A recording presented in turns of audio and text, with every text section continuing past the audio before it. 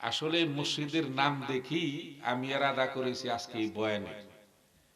আল্লাহ তাআলা সাতটি আকাশ সৃষ্টি করেছেন। একটা আকাশ থেকে আরেকটা আকাশের দূরত্ব হলো 500 বছরের রাস্তা। প্রত্যেকটি আকাশে আমাদের মতো আমরা যে বিচরণ করতেছি মানুষ এ পৃথিবীতে, আমাদের নবী আছে, রসুল আছে, ওলামায়ে কেরাম আছে, জীবিকা নির্বাহ করতেছি। প্রত্যেকটি আকাশে এরকম করে এক একটা পৃথিবী আছে এবং প্রত্যেকটি আকাশে বাইতুল মামুর নামে এক একটি মসজিদ আছে। সুবহানাল্লাহ।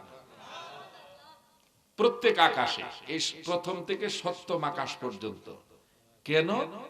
এই মসজিদে ফেরেশতারা নামাজ পড়ে প্রত্যেকটি আকাশে। এটা ফেরেশতাদের মসজিদ। এই যে আপনাদের মসজিদের নাম বাইতুল মামুর, আপনারা জানেন বা দেখেন না ঠিক, কিন্তু এই মসজিদে ফেরেশতারা এসে নামাজ আদায় করে নামের গুণে। এই বাইতুল মামুর মসজিদে যে ফেরেশতা একবার ঢুকে, মানে প্রতিনিয়ত 24 ঘন্টা প্রতিনিয়ত ফেরেশতারা এই মসজিদে ইবাদত করে। একসাথে 70,000 ফেরেশতা ঢুকে। এই 70,000 ফেরেশতা ইবাদত করে বাহির হয়, সাথে সাথে আবার 70,000 ঢুকে। একবার যে ফেরেশতা ঢুকে কিয়ামত পর্যন্ত দ্বিতীয়বার ঢোকার আর সুযোগ পাবে না। তাহলে সংখ্যা কত ফেরেশতার আমরা অনুমান করে নিতে পারি। বিশ্ব নবী সাল্লাল্লাহু আলাইহি সাল্লাম যখন মেরাজে গেলেন, সপ্তম আকাশে গেলেন, হযরতে জিবরাইল নবীজিকে বাইতুল মামুর মসজিদে নিয়ে গেলেন। বাইতুল মামুর মসজিদে নিয়ে গিয়ে হযরতে জিবরাইল 70,000 ফেরেশতা নিয়ে নবীজিকে নিয়ে বাইতুল মামুরে ঢুকলেন। বাইতুল মামুরে ঢোকার পরে হযরতে জিবরাইল নবীজিকে বললেন, ইয়া রাসূলুল্লাহ, আজকে ফেরেশতারা আপনার পিছে মুক্তাদি হয়ে নামাজ আদায় করবে। আপনি বাইতুল মামুরে 1 রাকাত নামাজ আদায় করুন এদেরকে নিয়ে। 70,000 ফেরেশতাকে নিয়ে নবীজি 1 রাকাত নামাজ আদায় করলেন। হযরতে আজরাইল আলাইহিস সালাম নবীজিকে স্বাগত জানানোর জন্য বাইতুল মামুরে 70,000 ফেরেশতা নিয়ে ঢুকলেন। হযরতে জিবরাইল কয়, হুজুর এদের নিয়ে আপনি আরেক রাকাত নামাজ আদায় করেন। কয় রাকাত হলো? 2 রাকাত। আজরাইল চলে গেল। ইসরাফিল আলাইহিস সালাম আসলেন 70,000 ফেরেশতা নিয়ে। হুজুর এদের নিয়ে আপনি আরেক রাকাত নামাজ আদায় করেন। কয় রাকাত হলো? 3। মিকাইল আসলেন 70,000 ফেরেশতা নিয়ে। হযরতে জিবরাইল কয়, হুজুর এদের নিয়ে আপনি দোয়াই কুনুত পাঠ করেন। এটা হলো একটা রওয়ায়াতের ভেতরের নামাজ। আমরা 5 ওয়াক্ত নামাজ পড়ি 5 জন নবীর, আমাদের না। আমাদের নবীর নামাজ হলো ভেতরের নামাজ।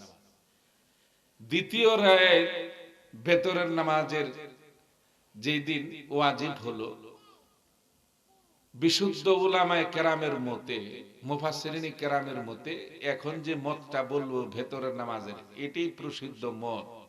কোনটা? নবীজি যখন সিদরাতুল মুনতাহা ভেদ করে আরশ মুআল্লা ঢুকবেন, হযরতে জিবরাইল কয়, ইয়া রাসূলুল্লাহ, সিদরাতুল মুনতাহার পরে যে কি আছে আল্লাহর আরশ মুআল্লা আমি দেখি নাই, আমি ঢুকতে পারি না। তবে নবী গো, আমি তো আপনার সাথে যেতে পারলাম না, আমার একটা কথা রাখবেন? নবীজি বললেন, কি বলো? কলে, হুজুর আরশ মুআল্লা যখন ঢুকবেন, আমার পক্ষ থেকে আপনি 1 রাকাত নামাজ আল্লাহর আরশ মুআল্লা আদায় করবেন। নবীজি রাজি হয়ে গেলেন। এটা শুনে মালাকুল মউত আজরাইল কয়, ইয়া রাসূলুল্লাহ, আমি তো কোথাও যেতে পারি না, সিদরাতুল মুনতাহার নিচে আমি বসে থাকি। নবী গো, আমার একটা উপকার করেন। কি? আমার মনে বড় আশা, আল্লাহর আরশ মুআল্লায় যদি একটা সেজদা দিতে পারতাম, কিন্তু আমার নসিবে তো আর হবে না, আমি যেতে পারি না। আমার হয়ে আল্লাহর আরশ আজিমে আপনি 1 রাকাত নামাজ আদায় করবেন। নবীজি রাজি হয়ে গেলেন। এবার নবীজি 2 ফেরেশতা আবদার নিয়ে আরশ মুআল্লা ঢুকলেন। দুইকেই নবীজি আরশ মুআল্লা হযরতে আজরাইল এবং জিব্রাইল দুইজনের ওয়াদা মনে আছে। নবীজি করলেন কি, আরশ মোয়াল্লা ঢুকে নবীর পক্ষ থেকে 1 রাকাত নামাজ আদায় করলেন। আজরাইলের 1 রাকাত, জিব্রাইলের 1 রাকাত। নবীজি আরশ মোয়াল্লা সেজদা দিয়ে এত তৃপ্তি পাচ্ছিলেন, নবীজি শেষ 1 রাকাত নামাজের জন্য দাঁড়ায় গেলেন যে আমি 1 রাকাত নামাজ আল্লাহর আরশ মোয়াল্লা পড়ি। যখনই নবীজি 3য় রাকাত পরে দাঁড়ায় নিয়ত বাঁধছেন 1 রাকাতে, আরশ মোয়াল্লা, তাফসিরে কাবির আল্লামা ইমাম ফখরুদ্দিন রাজি রহমাতুল্লাহ আলাইহি লেখেন, আরশ মোয়াল্লা বিকট একটা শব্দ হলো, শব্দ হয়ে নবী ভয়ে 2 হাত তাকবীরে তাহরিমা ছেড়ে দিল। ভয়ে ছেড়ে দেওয়ার সাথে সাথে একটা আওয়াজ আসলো, ও আমার হাবিব, আপনি নিজের পক্ষ থেকে পড়লেন, আজরাইলের পক্ষ থেকে পড়লেন, জিব্রাইলের পক্ষ থেকে পড়লেন, আমি আল্লাহকে আপনি সাথে নিবেন না? দেখেন, আমি আল্লাহকে আপনি সাথে রাখবেন না? নবীজি আশ্চর্য হয়ে গেল শব্দ শুনে। তখন আল্লাহ রাব্বুল আলামিন বললেন, ও আমার হাবিব, আমি আমার পক্ষ থেকে এবং আপনার বরকত, কল্যাণ, সব নিয়ামত আপনাকে দান করলাম এবং আমার পক্ষ থেকে আপনি দোয়াই কুনুত পাঠ করেন। আল্লাহ দোয়াই কুনুত শিখিয়ে দিলেন। এই হলো বেতরের নামাজ। এই বাইতুল মামুর মসজিদ বড় প্রসিদ্ধ নাম, আলহামদুলিল্লাহ। সম্মানিত মুসল্লিয়ান, আমি যে আয়াতে কারিমা তেলাওয়াত করেছি, ওয়াকাদিমনা ইলা মা আমিলু মিন আমালিন ফাজআলনাহু হাবাআম মানসুরা, কিয়ামতের মাঠ যেই দিন কায়েম হবে, কিয়ামতের মাঠ কিরকম করে সাজানো হবে শুনেছেন? যেই দিন কিয়ামত সংগঠিত হবে সেই দিন সিস্টেম থাকবে। আল্লাহ কোরআনে বলে দিয়েছেন, ইজা শামসু কুব্বিরাত, সূর্য তার আলো হারায় ফেলবে, সূর্যের আলো থাকবে না, নিষ্প্রভ হয়ে যাবে। ওয়া ইজান নুজুমুন কাদারাত, তারকাগুলি বিক্ষিপ্তভাবে ঝরে জমিনে পড়ে যাবে। ওয়া ইজাল জিবালু সুইয়িরাত, আল্লাহ কয় পাহাড়গুলি চলমান হয়ে যাবে, চলতে থাকবে, দৌড়াতে থাকবে। আল্লাহ রাব্বুল আলামিন বলেন, এই দৌড়ানোর ভেতরে আমি আল্লাহ কি করব? ওয়া হুমিলাতিল আরদু ওয়াল জিবাল, আমি এই জমিন, ভূখণ্ড আর পাহাড়কে ফাদুক্কাতা দাক্কাতা ওয়াহিদা, আমি আল্লাহ আলতোভাবে একটা ধাক্কা লাগাবো, সাথে সাথে তামাম পৃথিবীটা তুলার মতো উড়তে থাকবে। এই পৃথিবী বলতে আর কিচ্ছু থাকবে না, তুলার মতো আকাশ, জমিন, চন্দ্র, সূর্য, নক্ষত্র, পাহাড়, পর্বত উড়তে থাকবে। সেই দিন, সেই কিয়ামতের মাঠে একজন আরেকজনকে, বাবা তার সন্তানকে চিনবে না, ঠিক না, এটা সঠিক না, চিনবে। কিন্তু আপনারা যেটা বলেছেন এটাও সঠিক। কতদিন চিনবে না? এই চিনবে না হলো 40 বছর। 40 বছর কেউ কাউকে চিনবে না হাসরের মাঠে। তখন আল্লাহ থাকবে না। যেদিন কিয়ামত সংগঠিত হবে ওই মজলিসে আল্লাহ থাকবে না। আল্লাহ কোথায় থাকবে এটাও বলতেছি। এই 40 বছর মানুষ দিক দিক হারায় ফেলবে, মস্তিষ্ক গোলা হয়ে যাবে। কেন? এই যে সূর্যের আলো আমরা পাই, এই সূর্য, এই পৃথিবীতে আল্লাহ তাআলা সূর্যের 7টা মুখ সৃষ্টি করেছে, 6টা মুখ সিলখাল্লা করে দিয়েছে। এর প্রভাব পৃথিবীতে পড়ে না, সূর্যের কিরণ। একটা মুখ খোলা রেখেছেন, একটা মুখ খোলা রেখেছেন পৃথিবীর দিকে, মুখটা না দিয়ে আল্লাহ উল্টা পিঠ দিয়েছে তাপ কমানোর জন্য। তাফসীরে এসেছে এই উল্টা পিঠে দৈনিক 70,000 ফেরেশতা পানি ঢালতেছে তাপ কমানোর জন্য। এই সূর্য এই পৃথিবীর থেকে কত দূরত্ব? 9,30,00,000 মাইল দূরে সূর্য। তবুও আমরা এই সূর্যের তাপ সইতে পারি না, ঠিক? আর তাফসীরে এসেছে সেই কিয়ামতের মাঠে সূর্যের 7টা মুখ আল্লাহ খুলে দিবে, পিঠ দিবে না, দিবে মুখটাই দিবে, কেউ পানিও ডালবে না।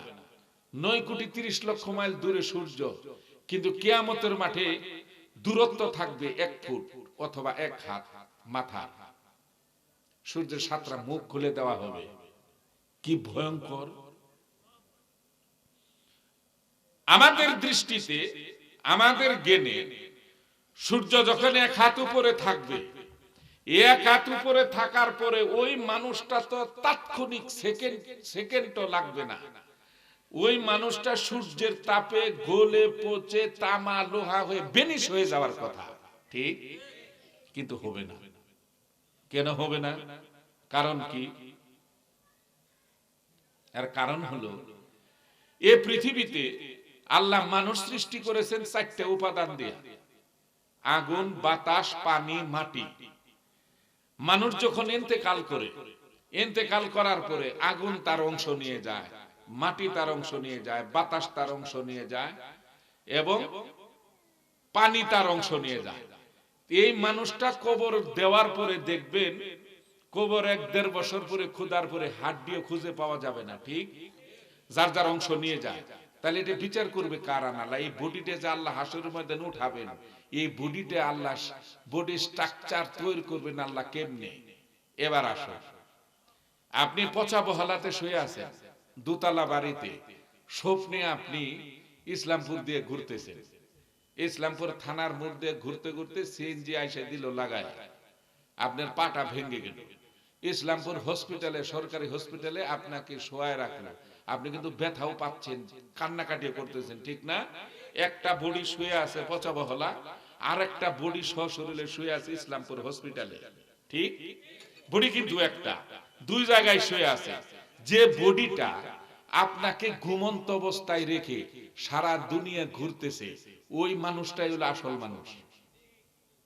ওই মানুষটাই কিয়ামতের মাঠে আল্লাহ বিচারের কাঠগড়ায় দাঁড় করাবেন। ওই মানুষটা সূর্যের তাপে গলবে না, পচবে না। ওই মানুষটা আগুন, বাতাস, পানি, মাটি দিয়ে তৈরি না। ওই মানুষটা আল্লাহ এমন উপাদান দিয়ে বানিয়েছেন যে খালি শাস্তি আর শাস্তি ভোগ করবে, কিন্তু বেনিশ হবে না। বুঝে আসছে? এবার হাসরের ময়দান কেউ কাউকে চিনবে না, তার মানে কি? কোরআনুল কারীম আল্লাহ বলে দিয়েছেন ইউবাসসারুনাহুম, যদিও একে অপরকে চিনবে, আল্লাহ বলতেছেন আরো সহজ হয়ে যাবে। আল্লাহর কি আকার আছে? বলেন আছে? আছে। আমার উস্তাদ জেনে আছে, ভুল বললে ধরে ফেলবে, যার জন্য আমার কথা বলতে আস আর কি দ্বিধাদ্বন্দ্ব নাই, ঠিক না? ভুল বলে হুজুরের শুধরাই দিবে। আল্লাহর আকার এই পৃথিবীতে নাই, কিন্তু আল্লাহর আকার আছে। যদি আকার না থাকতো, কিয়ামতের মাঠে কাজী হয়ে বিচারক হয়ে বসবেন কেমনে? ঠিক? আল্লাহ পৃথিবীতে আকার নাই, কিন্তু আল্লাহর আকার ধারণ করে বসবেন। আকার যদি না থাকতো তাহলে ধারণ করবেন কেমনে? ঠিক? আল্লাহ যখন বিচারের কাঠগড়ায় বসবেন, বিচারের সিংহাসনে, তখন আল্লাহ তাআলার শরীরে 70,000 নূরের জুলমতের পর্দা থাকবে গায়ে। আল্লাহ বিচারক হয়ে বসবেন। কেমনে কাঠগড়া সাজাবেন? আজকে কাঠগড়া সাজাই, তারপরে বিচার শুরু করে দিই, কি কর? কিয়ামত যেদিন সিংহায় ফু দেবে ইসরাফিল, সমস্ত কিছু তছনছ হয়ে যাবে। তছনছ হয়ে যাওয়ার পরে এই 40টি বছর, তখন মাটির ভেতর থেকে যারা উঠবে, এই 40 বছর হাসরের ময়দানে মানুষ ছুটাছুটি করবে, পালানোর ফিকির করবে, চিৎকার পারবে, পাগলের মতো হয়ে যাবে। তখন কারো শরীরের ভিতরে কোনো কাপড় থাকবে না, একটা সুতাও থাকবে না, সবাই উলঙ্গ থাকবে, নারী পুরুষ সবাই। তো এই হাদিসটা বিশ্বনবী যখন বলতেছিলেন, শুই না মা ফাতেমা কয়, বাবা আমিও কি উলঙ্গ থাকবো? নবীজি বললেন, মা রে তুইও উলঙ্গ থাকবি। মা ফাতেমা সাথে সাথে চোখ ধরে ফেলেছে, হাত এরকম করে, বাবা তুমি এটা কি বলো? আমি জীবন ভর পর্দায় ছিলাম, আমি উলঙ্গ থাকবো, লজ্জা করবে না? তখন নবীজি কোরআনুল কারীমের আয়াত পড়ে মা ফাতেমাকে বুঝাচ্ছেন,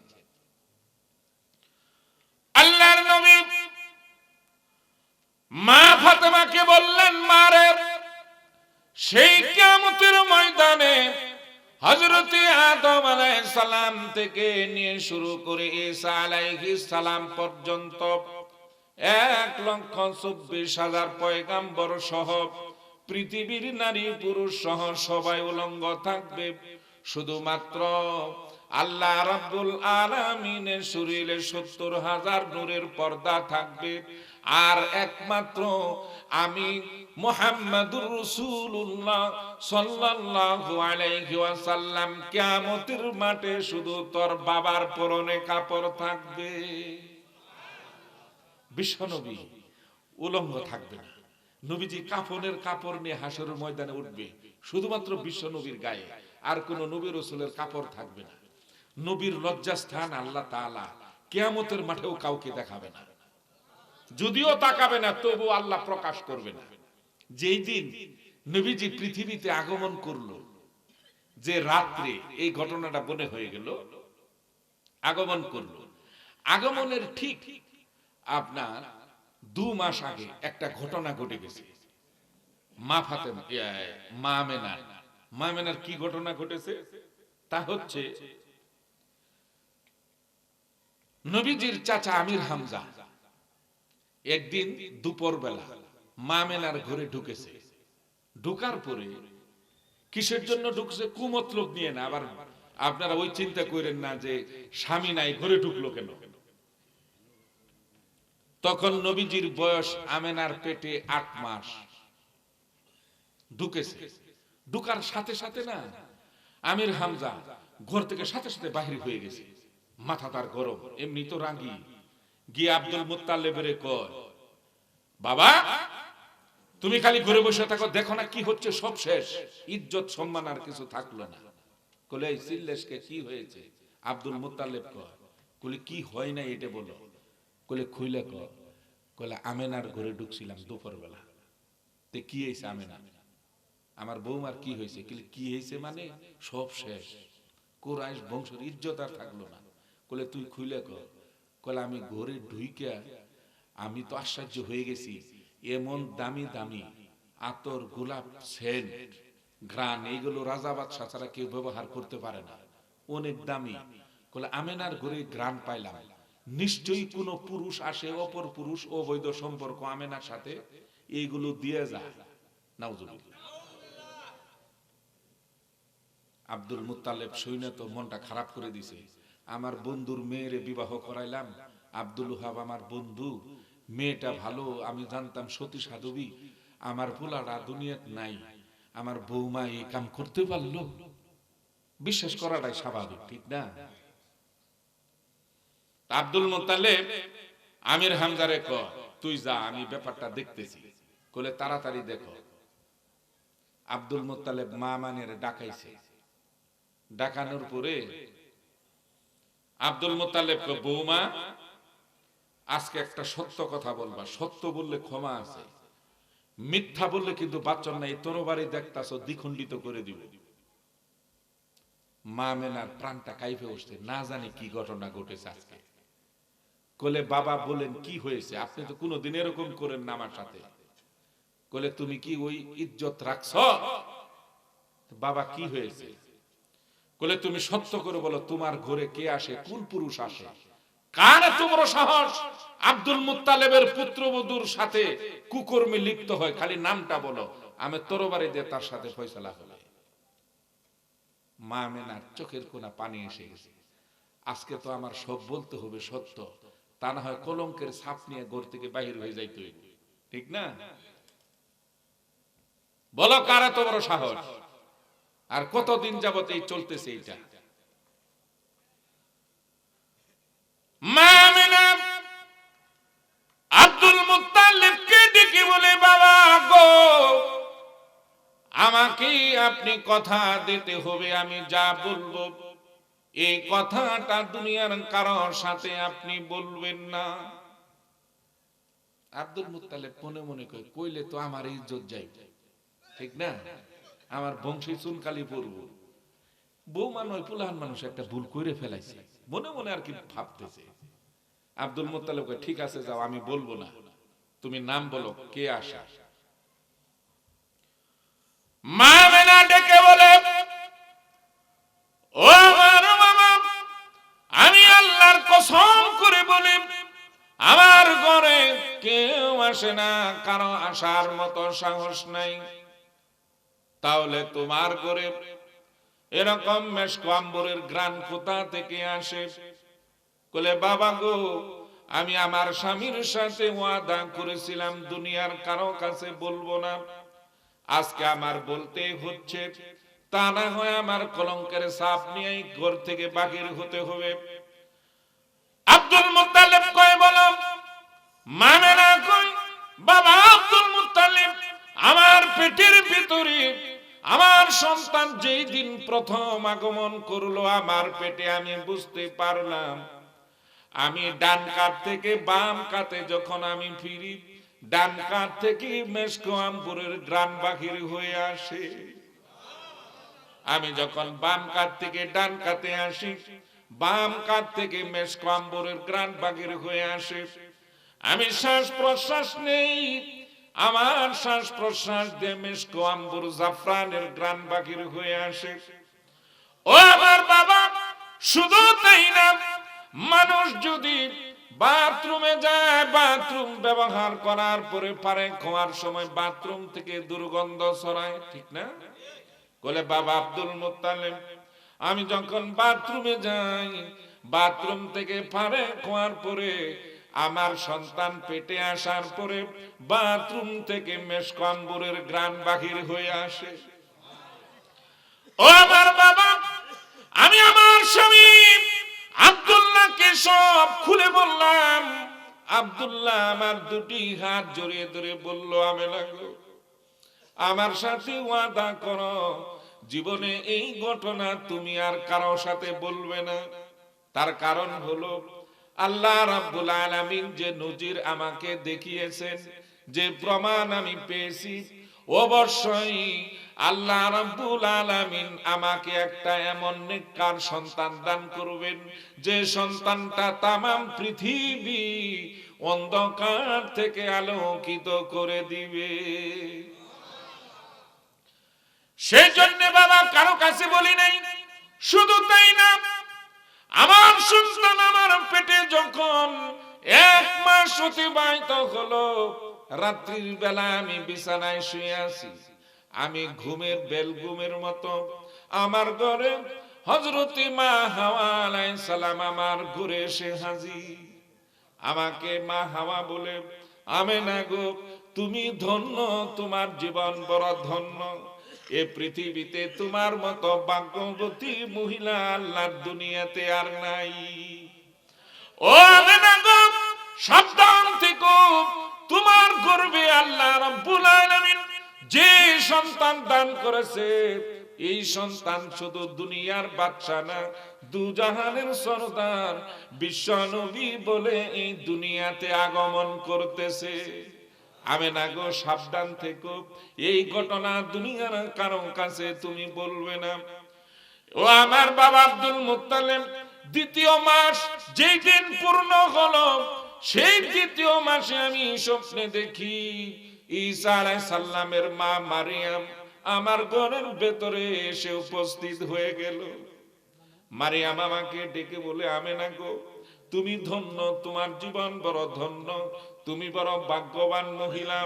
তোমার ঘরে অফাত আমেনা যিনি আগমন করতেছেন, এই তোমার সন্তান তামাম দুনিয়া, অন্ধকার দুনিয়াকে আলোকিত করে দিবে। আমেনা গো, সাবধান থেকো। বাবা আব্দুল মুত্তালিব, এমনি ভাবে আমি 8টি মাসে 8টা স্বপ্নে দেখেছি। যখন মা আমেনা বর্ণনা করতেছিলেন, আব্দুল মুত্তালিবের 2 চোখের কোনা পানি বেয়ে গাল বেয়ে বুক ভিজে যাচ্ছে। সাথে সাথে মা আমেনাকে হাত ধরে কই, বৌমা, আমি ভুল করে ফেলেছি, আমাকে তুমি ক্ষমা করে দাও।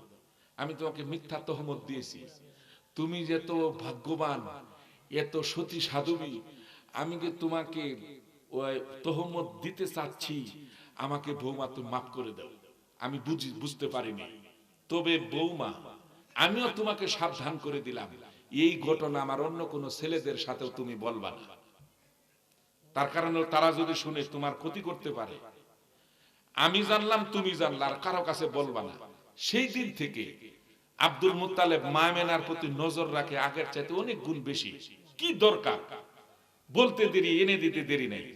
যেই দিন নবীজি আগমন করে, যে ঘটনাটা বললাম হাসরের ময়দানে, রাত্রির বেলা সুবহে কাজেমের সময় নবীজি কিন্তু আগমন করেছেন সুবহে কাজেম, সুবহে সাদেক নয়, সুবহে কাজেমের সময়। এখানে আজকে একটা আপনাদের মাসআলা খোলাসা হয়ে যাবে। মাসআলা কি? ইমাম শাফি রহমতুল্লাহ আলাইহি ফজরের নামাজ পড়ে রাত্রে 3:30, শুনছেন? এরা রাত্রে সুবহে কাজেমের সময় ফজরের নামাজ, কথা না বলি, 3:30। আর ইমাম আবু হানিফা রহমতুল্লাহ আলাইহি ফজরের আওয়াল ওয়াক্ত সাব্যস্ত করেছেন সুবহে সাদেক। কেন মত পার্থক্য আজকে ক্লিয়ার হয়ে যাবে। নবীজি সুবহে কাজেমের সময় পৃথিবীতে আগমন করলেন। আগমন করার সাথে সাথে সন্তানটা আবু লাহাবের বাদী ছিল সুয়াইবা। কেমনে? ওই রাত্রে যখন মা আমেনার প্রসব ব্যথা উঠলো, তখন আব্দুল মুত্তালিবের কাছে গেলেন মা আমেনা, বাবা আমার পেটে একটু ব্যথা অনুভব করতেছি। সাথে সাথে আব্দুল মুত্তালিবকে, বৌমা তোমার কি দারুণ এটা প্রসব ব্যথা? কল বাবা এমনই লাগে। কলি তুমি তাড়াতাড়ি করে যাও। ঘুরে গেল, তখন আবু লাহাবরে আব্দুল মুত্তালিব ডাকাইল। আবু লাহাব কিন্তু আব্দুল মুত্তালিবের ভাইয়ের সন্তান, নবীজির চাচা, মানে আপন চাচা না। আবু লাহাবরে ডাকায় আব্দুল মুত্তালিব কয়, বাইস্তা তুই তো জানো সংসারে হাল অবস্থা, আমার তো কোনো বাদী দাসী নাই, আমার বৌমা আজকে প্রসব ব্যথা উঠছে, তোর যে একটা বাদী আছে তার নাম সুয়াইবা, ওই বাদীটাকে আজকের রাত্রে আমার বৌমার ঘরে রাখা যায়। তখন তো আর শত্রু টত্রু না। আবু লাহাব কয়, চাচা এটা কথা বললা তুমি? আমার ভাই দুনিয়াতে নাই, আমার বাদী সুয়াইবা একদিন কেন, প্রয়োজনে 1 বছর থাকবে, তুমি চিন্তা করো না। আবু লাহাবকে পাঠাই দিছে মা আমেনার ঘরে। তো আসলো, নবীজি যখন আগমন করলেন সুবহে কাজেমের সময়, আগমন করার সাথে সাথে নবীজি বাদী সুয়াইবার কুলে, মা আমেনার থেকে বাদী সুয়াইবার কুলে যে দৃশ্যটা দেখলেন, বাদী সুয়াইবা, নবীজি জন্ম নেওয়ার সাথে সাথে এই কপালের ভিতর দেখে যে নূর চমকাচ্ছে, সুবহানাল্লাহ, বাদী সুয়াইবা দেখেছেন। আরেকটা দৃশ্য দেখেছেন, যে মার নাভির সাথে সন্তানের নাভির সাথে তার ফিট করা থাকে, ঠিক না? কিন্তু নবীর সাথে, মা আমেনার নাভির সাথে নবীর নাভির সাথে কোনো তার ছিল না। এটা কেন ছিল না পরে আসতেছে। আরেকটা হলো, মার পেটের ভিতরে আল্লাহ রাব্বুল আলামিন করছে কি, নবীর লজ্জাস্থান কাউকে দেখাবে না, যার জন্য মার পেটের ভিতরে সুন্নতে খাতনা আল্লাহ করাই দিয়েছেন নবীকে, যার জন্য লজ্জাস্থান আজমেও দেখতে না পায়। আপনারা কি বলেন, আজম না গুটকা? আমরা গুটকা বলি, আমরা জামালপুরের লোক। নবীজি দেখে দেখাবে না। তো সেই দিন নবীজি আগমন করে বাদী সুহাইবার হাত থেকে হঠাৎ করে পড়ে গেছে। আসলে তো পড়ে যায় নাই, এটা আল্লাহর কুদরত। সাথে সাথে নবীজি নাক আর কপাল জমিনে ঠেকাই দিয়ে সেজদা দিলেন। মার পেট থেকে এসে, এই যে মার পেট থেকে এসে সুবহে কাজেমের সময় নবীজি যে জমিনে সেজদা দিলেন, এই সেজদাটাকে ইমাম শাফি রহমতুল্লাহ আলাইহি ফজরের আওয়াল ওয়াক্ত সাব্যস্ত করেছে। এটা ইমাম শাফি রহমতুল্লাহ আলাইহি। আর ইমাম আবু হানিফা সুবহে সাদেকের সময় কেন করলেন? এবার আসুন, মার পেট থেকে যখন সন্তান আগমন করে, তখন দেখবেন সন্তান শরীরের ভিতরে কিছু মার পেটের ময়লা আবর্জনা শরীরের ভিতর থাকে না, দেখছেন না? তখন মুরব্বীরা করে কি, মহিলারা যারা থাকে, দাত্রী মহিলা বা মা, চাচি, দাদি, এরা করে কি, বাচ্চাটাকে কোলে নিয়ে কুসুম কুসুম গরম পানি করায়, বরইয়ের পাতা দিয়া গরম পানি করায়, তখন ওই বাচ্চাটাকে গোসল করায় নাকি? আচ্ছা, আল্লাহ রাব্বুল আলামিন হযরত জিবরাইলকে ডেকে বলে, জিবরাইল রে, আমার বন্ধু পৃথিবীতে আগমন করেছে রে জিবরাইল, দুনিয়ার সাধারণ কোন পানি দিয়া যেন আমার বন্ধুর গোসল না হয়, সেই জন্য তুই কি করবি? তোকে যে 600 পাখা আমি দিয়েছি, এর ভেতরে একটা পাখার নাম কাফুর। কাফুর নামক ধাতু দ্বারা নির্মিত জিব্রাইলের একটা পাখা। এই পাখাটা জিব্রাইল জীবনে 2 বার খুলেছিলেন। একদিন নবীজি যে রাত্রে আগমন করলেন মামেনার ঘরে, সেই দিন খুলেছিলেন। আর একদিন খুলেছিলেন নবীজি মেরাজের রজনীতে। আল্লাহ রাব্বুল আলামিন হযরত জিব্রাইলকে ডেকে বলে, জিব্রাইল রে, আমার বন্ধু আগমন করেছি, সেই জন্য তুই আমার বন্ধুর ঘরে যাবে, ফাতেমা আমেনার ঘরে যাবি।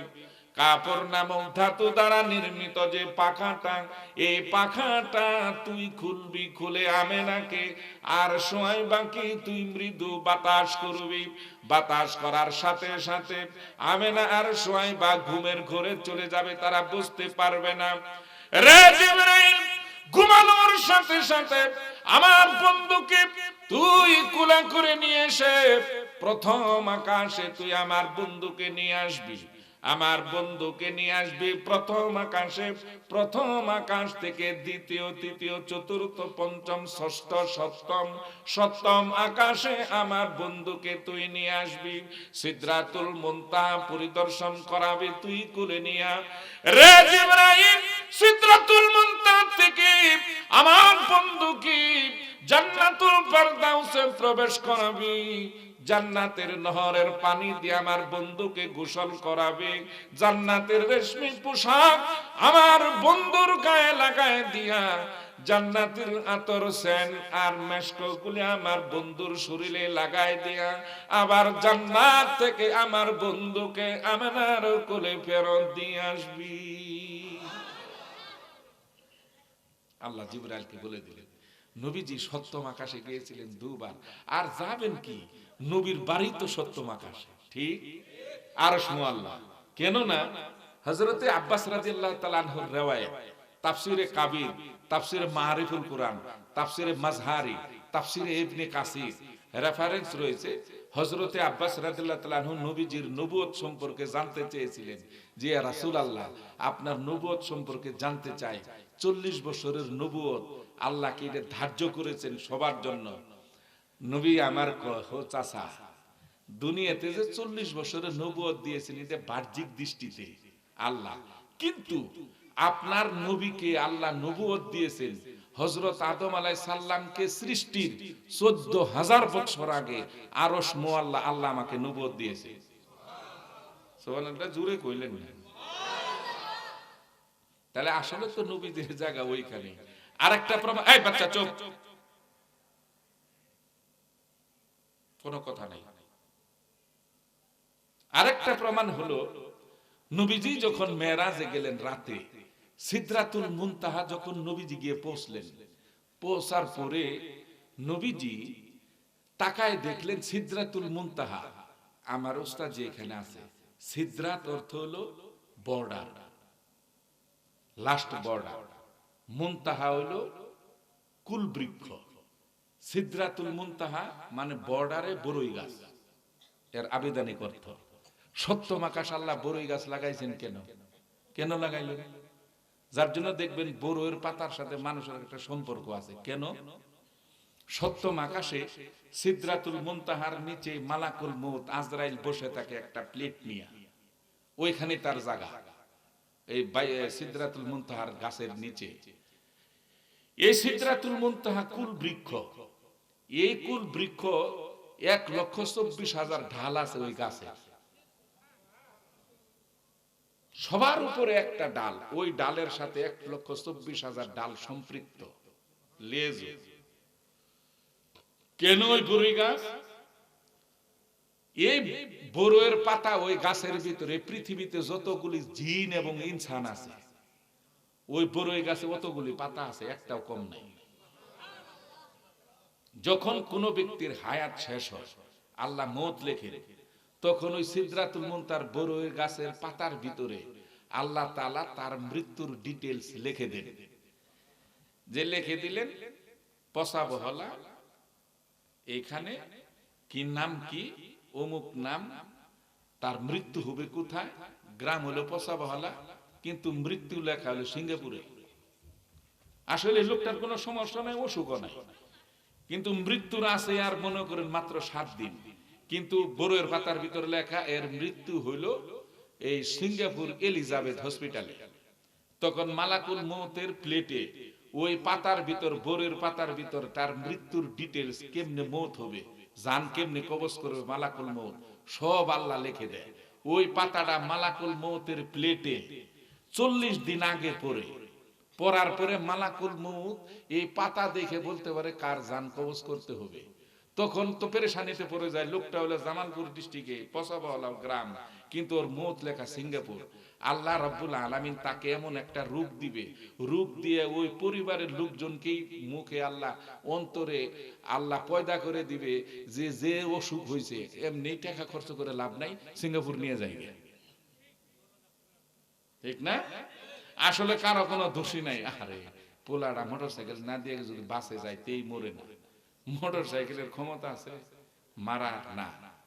এটা মনে করেন আসলে আমাদের মনের স্যাটিসফ্যাকশন, এটা আমাদের ধারণা। কিন্তু আসলে মৃত্যু যার যে হাল অবস্থা আল্লাহ লিখেছে, এই বিন্দু মাত্র ফালা ইস্তাখিরুনা সাআতা ওয়ালা ইস্তাকদিমুন, যার মৃত্যু যে টাইম আল্লাহ নির্ধারণ করেছেন 1 সেকেন্ড আগেও হবে না, 1 সেকেন্ড পরেও হবে না, এটা আল্লাহর সিদ্ধান্ত। এখন বিশ্বনবী মুহাম্মদুর রাসূলুল্লাহ সাল্লাল্লাহু আলাইহি সাল্লামকে সিদরাতুল মুনতাহা কি করালেন? মেরাজে গিয়ে এই নবীজি দেখলেন সিদরাতুল মুনতাহা বড়ই গাছের সবার উপরে একটা ঢাল, ওই ডালের উপরে ছোট্ট একটা বাতি, মানে আমরা যে জমিন থেকে তারকা দেখি কতটুকু, একটু ছোট্ট না, এই ছোট্ট তারকার মতো একটা বাতি উপরে, কিন্তু বাতি ছোট, কিন্তু পাওয়ার যে কোলে হুজুর, এই বাতিটা পাওয়ার তো থাকবেই, কারণ এইটা হচ্ছে আপনার নূর। মানে আপনার নূর থেকেই পুরো সত্যম আকাশ আল্লাহর আরশ মুআল্লা সহ আলোকিত। তাহলে নবীজির বাড়িতে আসলে ওই দিকে, ঠিক না? পৃথিবীতে আল্লাহ প্রেরণ করেছেন আমাদের জন্য।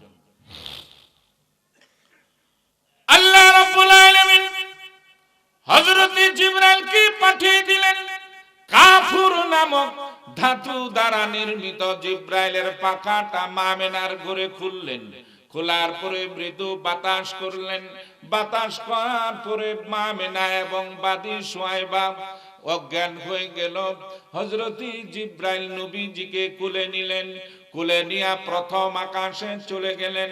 প্রথম আকাশে এইবার গেটের সামনে গিয়ে হযরত জিবরাইল ইসমাইল ফেরেশতাকে ডেকে বলে, ইসমাইল ইফতাহিল বাব, দরজা খোলো, গেট খোলো। ইসমাইল ফেরেশতা ভিতর থেকে কাকে নিয়ে আসছেন, এর অনুমতি আছে কিনা যাওয়ার। এইবার জিবরাইল ইসমাইল ফেরেশতাকে ডেকে বলে, রে ইসমাইল, যাকে সৃষ্টি না করলে আল্লাহ দুনিয়া এবং কিছুই সৃষ্টি করতেন না, তোমাকে আমাকে সৃষ্টি করতেন না, সেই দুজাহানের সরদার বিশ্ব নবী প্রথম আকাশের গেটের সামনে। পরিচয় পাওয়ার সাথে সাথে ইসমাইল দরজা খুলে দিলেন। প্রথম আকাশে ঢুকলো জিবরাইল নবীজিকে কোলে নিয়ে। প্রথম আকাশে 70,000 ফেরেশতা নবীজির চেহারা দর্শন করলেন। এরকম করে দ্বিতীয়, তৃতীয়, চতুর্থ, পঞ্চম, ষষ্ঠ, সপ্তমে গেলেন। জান্নাতের ভিতরে ঢুকালেন। জান্নাতের ভিতরে জান্নাতের নহরের পানি দিয়া নবীজিকে গোসল করালেন। আর জান্নাতে পোশাক পরিধান করিয়ে দিলেন। আতর, গোলাপ, আম্বর শরীরের ভিতর মেখে দিয়া আবার জিবরাইল বিশ্ব নবীকে মামেনার ঘরে ফেরত দিয়ে গেলে। আল্লাহর নবী সুবহান সাদিকের সময় জিবরাইল জান্নাত থেকে আমার নবীকে যখন ফেরত দিয়ে গেলেন, জান্নাত থেকে নবীজি গোসল করে জান্নাতি পোশাক পরিধান করে মা আমেনার ঘরে যখন ফেরত আসলেন সুবে সাদিকের সময়, জান্নাত থেকে ফেরত এসে নবীজি জমিনে আরেকটা সেজদা দিয়ে দিলেন। একটা দিয়েছিলেন গোসলের আগে, আরেকটা গোসলের পরে জান্নাত থেকে এসে সুবে সাদিকের সময়। এই সেজদাটা ইমাম আবু হানিফা রাহমাতুল্লাহ আলাইহি ফজরের আওয়াল ওয়াক্ত সাব্যস্ত করেছেন, যে নবীজি জান্নাত থেকে এসে যখন সেজদা দিয়েছেন সুবে সাদিক, এলো পার্থক্য। এইবার আলোচনা রেখেছিলাম যে হাসরের মাঠ, ঠিক না? হাসরের মাঠ কায়েম হবে এবং মা ফাতেমাকে নবীজি বললেন সবাই উলঙ্গ থাকবে, এখানে রেখেছিলাম না? তখন মা ফাতেমা যখন চোখ ধরে ফেললো, তখন আমার নবী চোখের পানি ছেড়ে মা মেনাকে বোঝাচ্ছেন, মারে শুন, আল্লাহ রাব্বুল আলামিন কুরআনুল কারীমে ঘোষণা করেছেন, ইয়াউমা তারাউনাহা তাযহালু কুল্লু মুরদিআতিন আম্মা আরদাআত ওয়া তাদাউ কুল্লু যাতি হামলিন হামলাহা ওয়া তারান নাসা সুকারা ওয়া মা হুম বিসুকারা ওয়ালাকিন্না আযাবাল্লাহি শাদীদ। আল্লাহর নবী বলেন, রে মা, সেই দিন এমন ভয়ঙ্কর পরিস্থিতি হবে হাসরের মাঠে, এবং স্তন্যদায়িনী মহিলা দুধের বাচ্চার কথা ভুলে যাবে। গর্ভধারিণী মহিলা তার গর্ভ প্রস্রাব পায়খানার রাস্তা দিয়ে টুকরা টুকরা হয়ে পেট থেকে বাগের হয়ে যাবে। মা সন্তান পেটের ভেতরে ভ্রুক্ষেপ করবে না। সকলেই শুধু হাসরের ময়দানে ওয়াতারান নাসা সুকারা, মানুষগুলি ছুটাছুটি করতে থাকবে। আমার আল্লাহ কয়, ওমা হুম বিসুকারা, কেন তারা ছুটাছুটি করে? তারা তো পাগলও না, নেশাগ্রস্তও না। আমার আল্লাহ রাব্বুল আলামিন নিজেই আনসার দিচ্ছেন, আমি জানি কেন ছুটাছুটি করে। তার কারণ হলো ওয়ালাকিন্না আযাবাল্লাহি শাদীদ, আমার এই ভীষণ শাস্তি, কিয়ামতের হাসরের ময়দানে ভয়ঙ্কর দৃশ্য দেখে তারা ছোটাছুটি করতেছে। কতদিন করবে? 40,000 না, 40 বছর।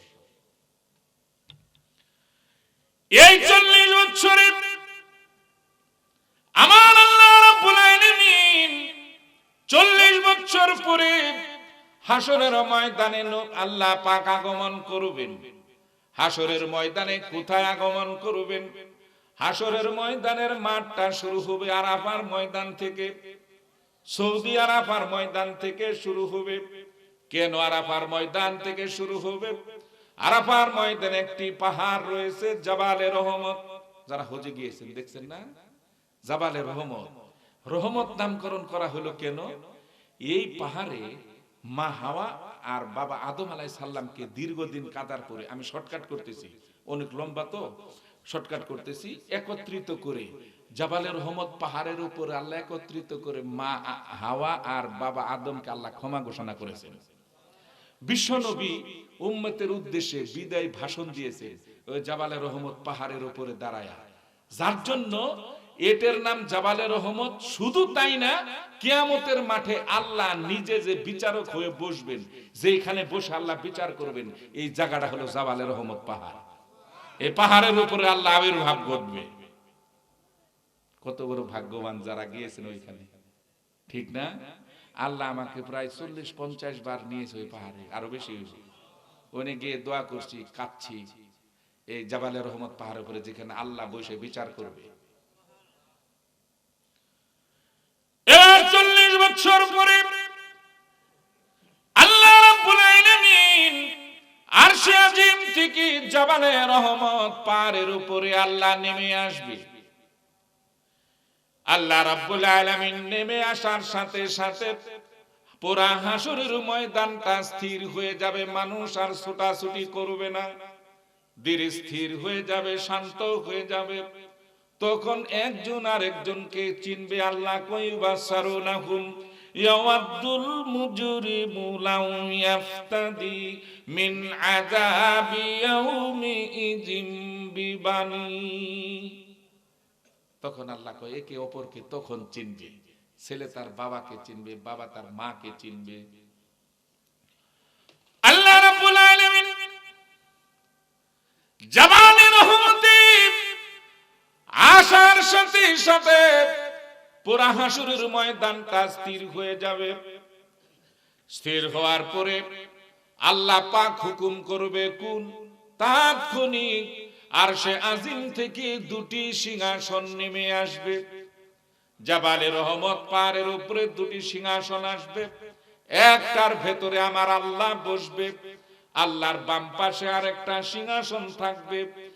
এই সিংহাসনের ভিতরে 1,24,000 পয়গাম্বর, পৃথিবীর কোন ব্যক্তি বসার সুযোগ পাবে না। একমাত্র ওই সিংহাসনটা বিশ্ব নবী মুহাম্মদুর রাসূলুল্লাহ সাল্লাল্লাহু আলাইহি সাল্লামের জন্য সংরক্ষিত। হাসর ময়দান স্থির হয়ে যাবে, আল্লাহ তাআলা একটা কাঠগড়া সাজাবে, বিচারের কাঠগড়া।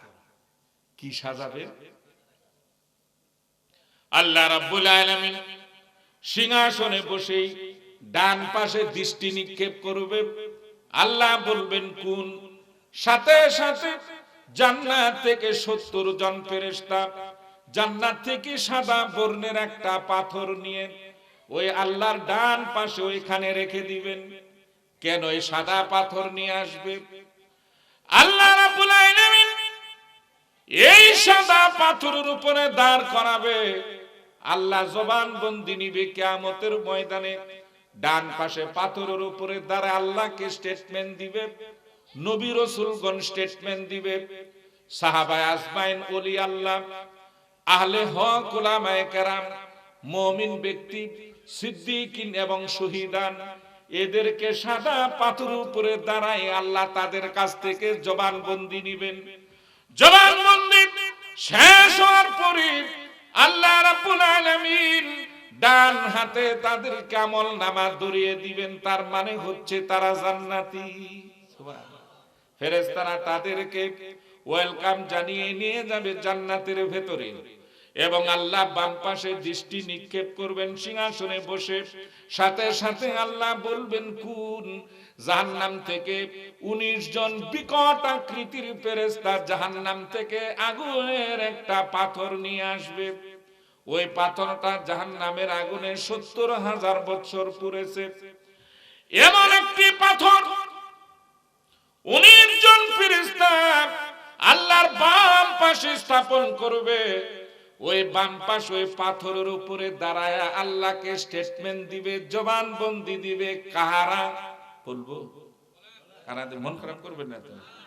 এই পাথরের উপরে দাঁড়ায় আল্লাহকে স্টেটমেন্ট দিবে, দুনিয়ার ভেতরে যারা সুদে টাকা লাগাইতো, এখন তো মনটা খারাপ হয়ে গেল না, তাও তো বলতেই হবে, ঠিক না? যারা ঘুষ খাইতো, এরা ওই আগুনের পাথরের উপরে দাঁড় করাবে আল্লাহ। যারা ওয়ারিশ ঠকাইতো এদেরকে, যারা মানুষের হক নষ্ট করত এদেরকে, যারা নামাজ ছেড়ে দিত, নামাজ আদায় করে নাই এদেরকে, যারা মুনাফিক এদেরকে স্টেটমেন্ট দিবে। পা যখন আগুনের পাথরের উপরে রাখবে, পা থেকে মাথা পর্যন্ত পুরো আঙ্গার হয়ে যাবে, কিন্তু মৃত্যু হবে না। কেন মৃত্যু হবে না? মৃত্যু কোথায় যাবে বলেন তো? আল্লাহ রাব্বুল আলামিন করবে কি? হাসরের ময়দানে মাকামে মাহমুদ, সর্বোচ্চ সম্মানিত স্থান, এইখানে আল্লাহ করবেন কি? এইখান থেকে আল্লাহ আরাফ নামক একটা স্থান আছে জান্নাত জাহান্নামের মাঝখানে। হাসরের ময়দানে আপনিও দেখবেন আরাফ নামক স্থানে আল্লাহ সিংহাসন থেকে নেমে এসে ওইখানে দাঁড়ায়া মৃত্যুটাকে আল্লাহ একটা বকরি বানাইবে, ছাগল অথবা দুম্বা, দেখছেন না? এই বকরি অথবা ছাগল বানায়া আরাফ নামক স্থানে আল্লাহ নিজ হাতে আল্লাহ ওই মৃত্যুটাকে, মানে ছাগলটাকে জবাই করে দিবেন। তার মানে হলো মৃত্যুকে আল্লাহ জবাই করে দিবেন। মৃত্যু বলতে আর কিছু থাকবে না। বুঝে আসছে? মৃত্যু শেষ, শাস্তি আর শাস্তি, কিন্তু মৌত নাই। এবার ডানে বামে কাঠগড়া হয়ে গেল, সামনে একটা টি টেবিল দরকার, ঠিক না? টি টেবিল। এই টি টেবিল কেন? আল্লাহ যখন দৃষ্টি নিক্ষেপ করবেন ডানে, বলবেন কোন হয়ে যা, সাথে সাথে আরশে আজিম থেকে একটা টি টেবিল চলে আসবে, এটা নূর দ্বারা নির্মিত। এই টি টেবিল কেন আনবে আল্লাহ? আপনারা চা খাইবেন এর লাগি না, টি টেবিল কেন? এবার আপনি আসুন, একজন একজন ব্যক্তি করে হাসরের ময়দানে আল্লাহ ডাক দিবেন, ওয়ান পিস কাম হিয়ার। একজন একজন, দুইজন একসাথে না। আল্লাহ ডাইকেই বলবে তোর আমল নামা টেবিলে সাবমিট কর। আমল নামা পাইবেন কই? কই পাবে? সাবমিট করবেন না, শক্তি আছে। এক এক বান্দার জন্য 3টে করে আমলনামা, একই আমলনামা 3টা। শুনছেন কোনদিন? না। 3টা আমলনামা কেমনে? আমরা কি করতেছি না করতেছি দুনিয়ার ভিতরে একটা আমলনামা রেডি হচ্ছে, কিরামান কাতিবিন, ডান বামের ফেরেশতারা, ঠিক না? আরেকটা আমলনামা আল্লাহ যে বলবে সাবমিট কর, ওইটা তো ফেরেশতা সাবমিট করবে। আমি তাহলে সাবমিট করব কেমনে? দুই কাঁধের যে আপনার আমলনামাটা, এটা তো আমি সাবমিট করব না, এটা সাবমিট করবে আল্লাহকে কে? ফেরেশতারা। আচ্ছা, তাহলে আল্লাহ যে টি টেবিলে আমলনামা চাবে, এটা আমি কেমনে দিব? এবার আসো, মানুষ মৃত্যুবরণ করলে আমরা কবরে মাটি দিয়ে দিই। মাটি দেওয়ার পরে মাটি দিয়ে যখন কবর থেকে ফারেক হই, আগে আমরা ছোটবেলা শুনতাম যে 40 কদম আইলেই আযাব শুরু হয়ে যায়, ঠিক না? আমার উস্তাদ যে আছে এখানে বসা, আমি এটা হাদিস পাইনি যে 40 কদম আসতে হবে। মাটি দেওয়া থেকে ফারেক হয়ে গেলেই শুরু হয়ে যাবে এইটা।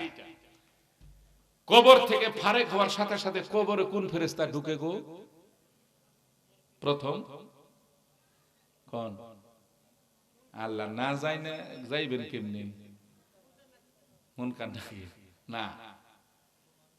হ্যাঁ, রুম্মান একটা ফেরেশতা আল্লাহ। এই রুম্মান ফেরেশতা সর্বপ্রথম কবরে ঢুকে মাটি দেওয়ার পরে। কে লেগে ঢুকে জানেন? রুম্মান ফেরেশতার হাতে একটা হাতুড়ি থাকবে। এই হাতুড়িটা 7 আকাশ জমিন যতটুকু ওজন, এর চেয়ে অধিক ওজন ওই হাতুড়ি। এখন ফেরেশতা কত ওজন শক্তিশালী আপনারা বুঝ করে নিয়ে। ফেরেশতা ঢুকে কবরে, লাশটারে মাথার নিচ দিয়ে হাত দিয়ে লাশটারে বসায়। আল্লাহ, আমার আল্লাহ সাথে সাথে ওই লাশটারে জীবন দিয়ে দেয়, জিন্দা। রুম্মান ফেরেশতা কয়, আল্লাহর বান্দা, তুমি কি আমাকে চিনো? তো মৃত ব্যক্তি কয়, আমি চিনবো কেমনে, আমি তো কোনোদিন কবরে আসি নাই। আসলে তো খাঁটি কথা। রুম্মান ফেরেশতা পরিচয় দিবে যে আমার নাম রুম্মান, আমি আল্লাহর ফেরেশতা। কইলে আপনি কি লেগে আইছেন? কইলে আমি আসছি, তুমি দুনিয়াতে কয়টা ভালো কাজ করেছো, কয়টা খারাপ কাজ করেছো, এটা আমারে তোমার নিজের হাতে লিখে দাও। এটা লেখা নেওয়ার জন্য আমি আসছি। কইলে আমি তো খাতা কলম আনি নাই, কি দিয়ে লিখে দিব? খাতা কলম তো আর আমরা দেই না। যার জন্য হুজুর আছে এখানে।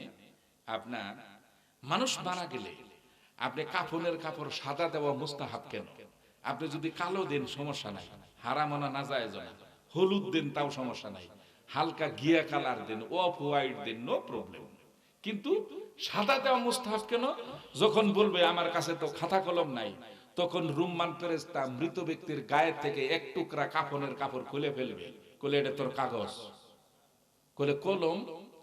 তখন রুম্মান ফেরেশতা শাহাদাত আঙ্গুলের ভিতর একটা চিমটি দিবেন মৃত ব্যক্তির, ফিনকি দিয়ে রক্ত বাইরে তো শুরু করবে, বলে এটা তোর কলম, তুই লেখ।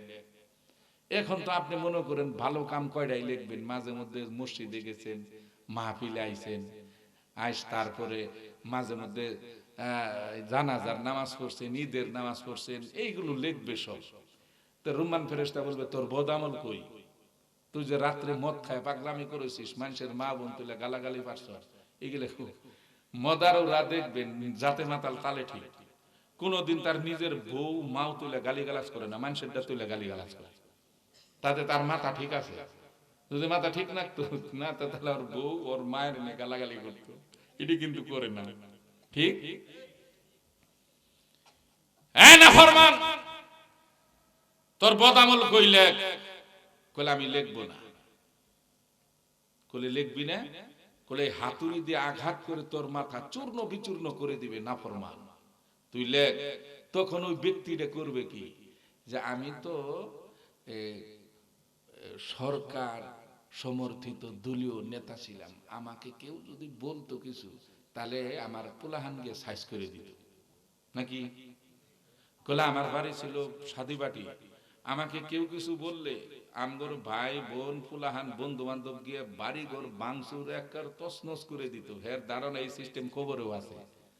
তখন যখন ফেরেশতা উঠাতে ধরবে হাতুড়ি, তখন ডাকতে থাকবে, কই আমার নেতা কর্মীরা কই, তাড়াতাড়ি আসো, তোমাদের কথায় বহু অন্যায় করেছি, জুলুম করেছি, নিরপরাধ মানুষকে শাস্তি দিয়েছি, আজকে তাড়াতাড়ি আসো, আমাকে কিন্তু ফেরেশতারা মারতেছে।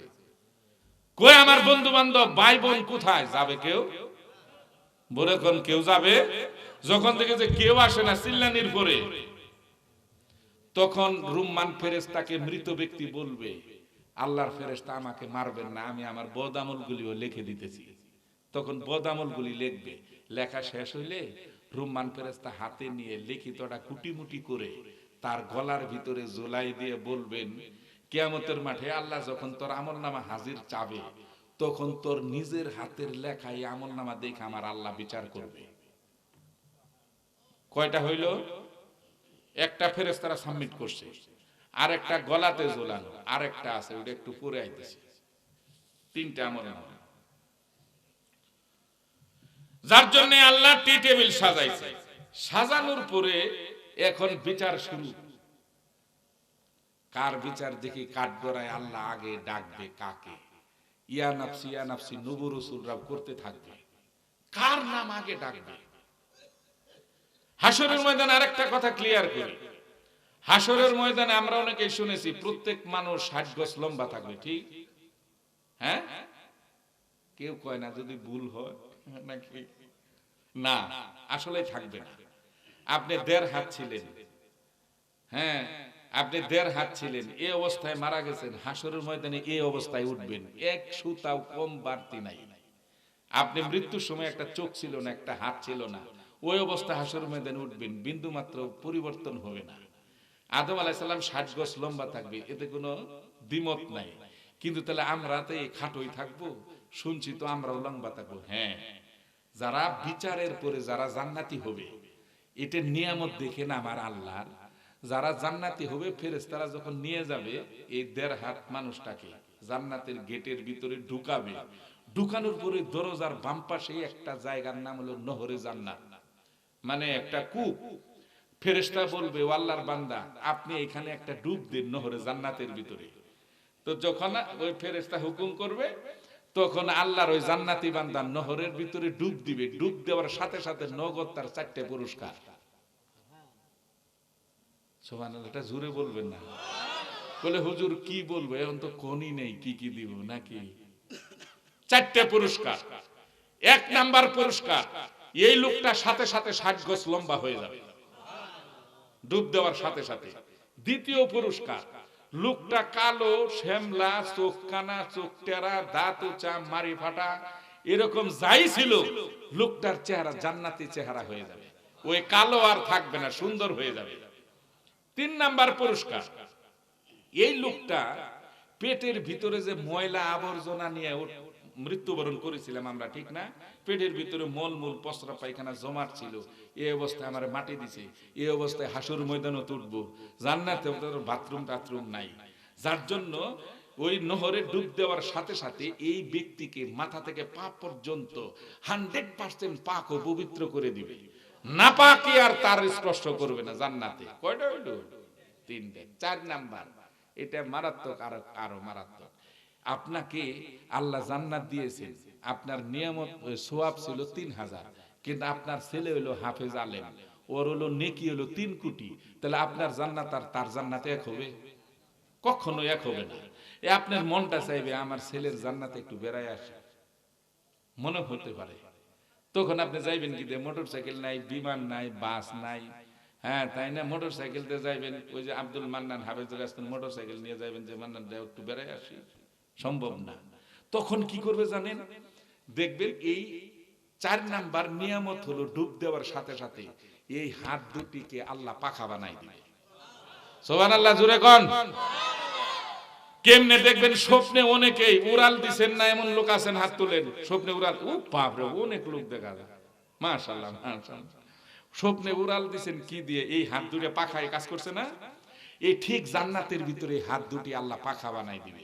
আপনি উড়াল দিয়ে জান্নাতের ভিতরে লক্ষ লক্ষ কিলো দূরে চলে যাবেন সেকেন্ডের ভিতরে। এখন বিচার শুরু করি নাকি? অনেক সময় হয়ে গেছে, এখন কাকে কাঠগড়ায় আল্লাহ ডাক দেয়।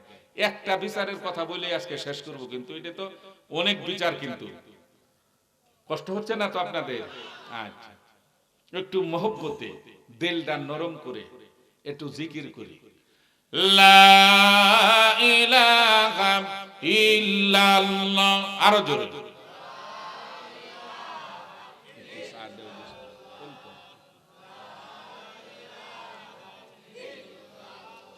আরো জোরে লা ইলাহা ইল্লাল্লাহ।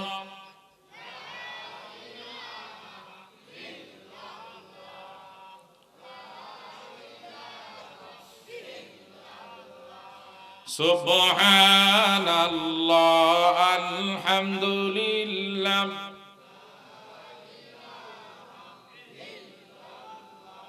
সুবহানাল্লাহ আলহামদুলিল্লাহ।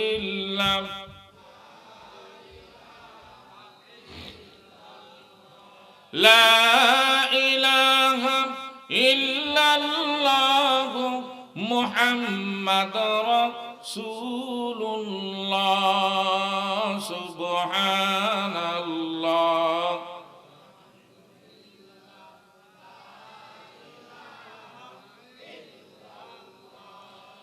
আল্লাহ রাব্বুল আলামিন হযরত আদম আলাইহিস সালামকে আমার আল্লাহ সর্বপ্রথম বিচারের কাঠগড়ায় দাঁড়া করানোর জন্য আদমের নাম আল্লাহ ঘোষণা করবে।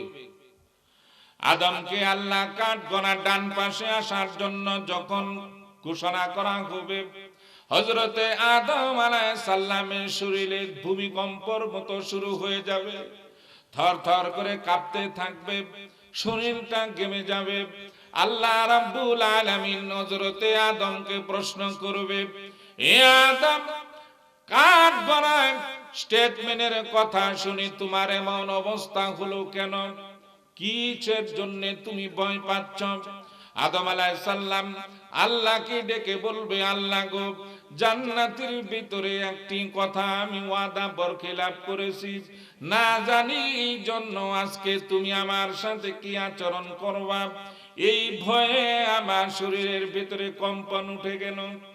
আল্লাহ রাব্বুল আলামিন হযরত আদম আলাইহিস সালামকে ডেকে বলবে, ও আদম, জান্নাতের ব্যাপারে আজকে তোমার সাথে কোনো কথা হবে না, এই ব্যাপারে কোনো প্রশ্ন করা হবে না।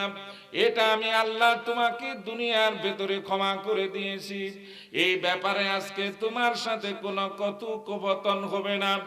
আল্লাহ রাব্বুল আলামিন হযরত আদম আলাইহিস সালামের কাছ থেকে স্টেটমেন্ট নেবেন, নেওয়ার পরে কিয়ামতের মাঠে সর্বপ্রথম আমার আল্লাহ হযরতে আদম আলাইহিস সালামের হাতে জান্নাতের সার্টিফিকেট ধরিয়ে দিবে।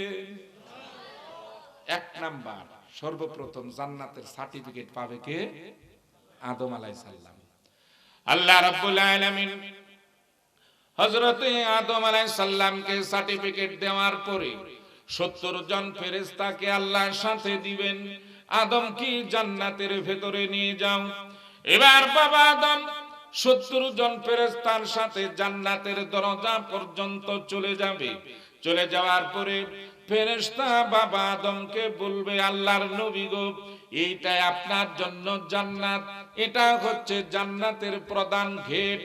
আপনি কি করুন, জান্নাতের গেটের ভিতরে নক করুন, আপনার জন্য দরজা খোলা হয়ে যাবে।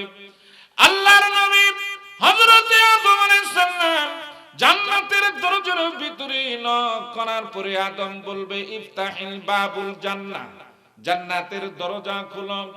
এই কথা বলার সাথে সাথে জান্নাতের ভেতর থেকে একটা আওয়াজ আসবে।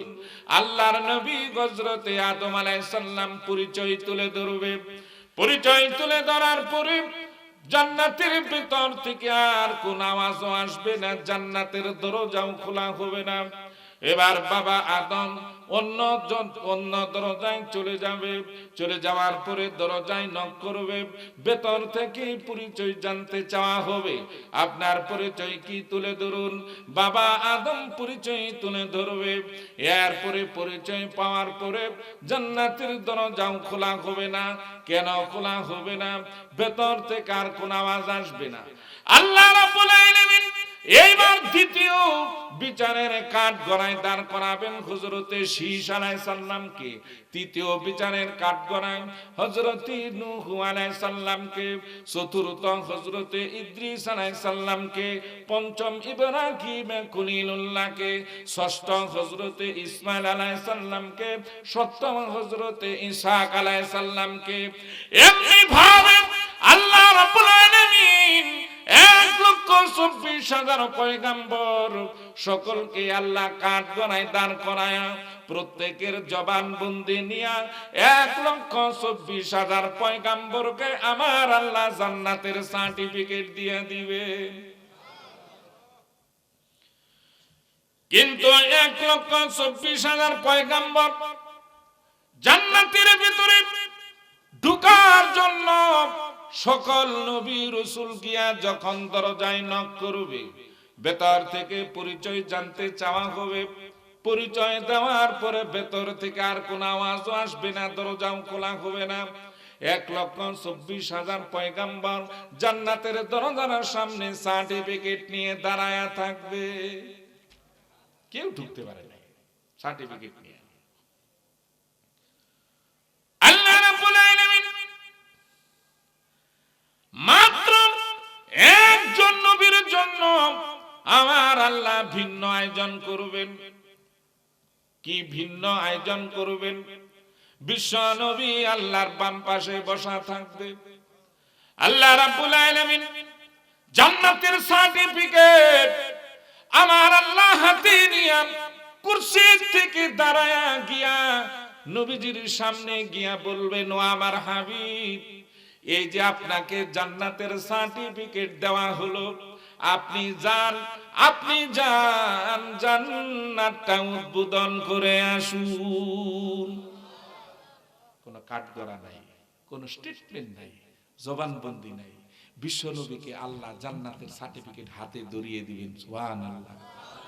আল্লাহ জিবরাইলকে বলবেন, জিবরাইল রে, 70,000 রহমতের ফেরেশতা নিয়ে আমার বন্ধুকে ওয়েলকাম জানিয়ে নিয়ে যা, আমার বন্ধু জান্নাত উদ্বোধন করতে যাচ্ছে।